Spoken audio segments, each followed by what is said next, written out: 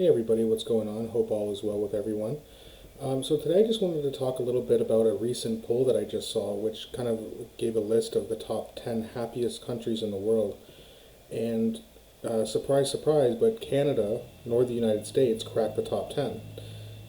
Um, Now let's go through the list a little bit here, because it's kind of interesting.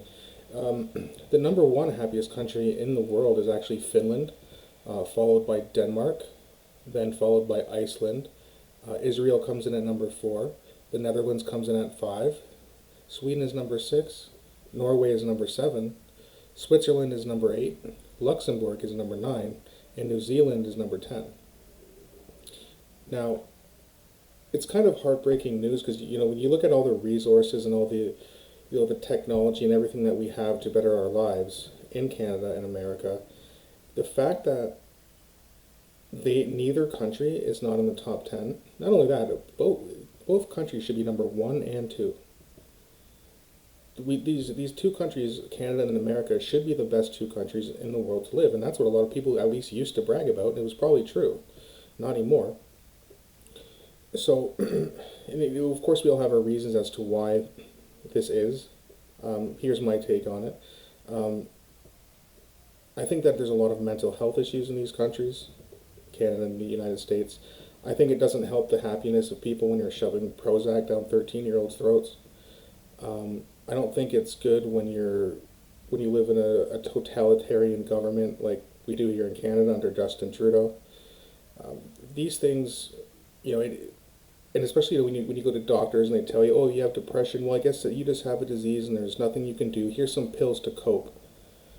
That probably has a lot to do with why people are so miserable in these countries. And let's be honest here, if we're not in the top 10, then Canada and America are pretty miserable because we should be number one and two. I mean, it's really ridiculous. And a lot of the problems I mentioned with Canada, the same things are going on in the United States. Minimum wage sucks. Good luck buying a house. Good luck starting a family when they're trying to divide men and women. Having women, basically telling some women, or telling women that, men are useless and that you don't need men. Well, okay, we're living in very soft times for now, so maybe they feel like they don't. They're still wrong. They still do. We both need each other.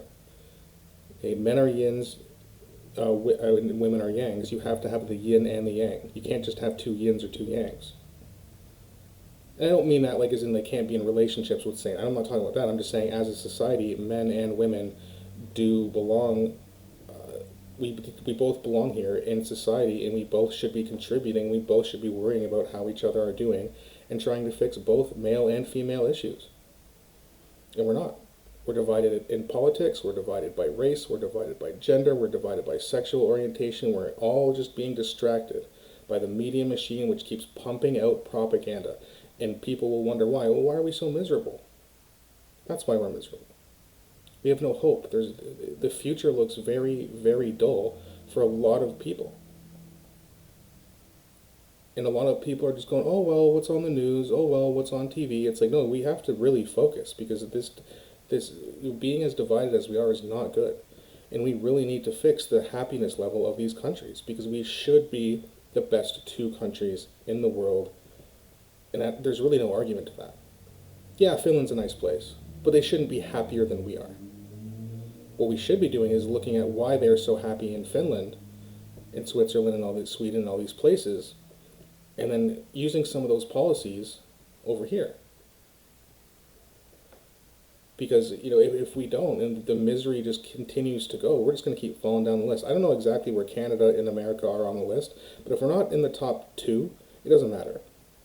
If we were in the top 10 somewhere, it's like, okay, I guess that's decent. But not even being in the top 10 for these two countries, that's just not acceptable.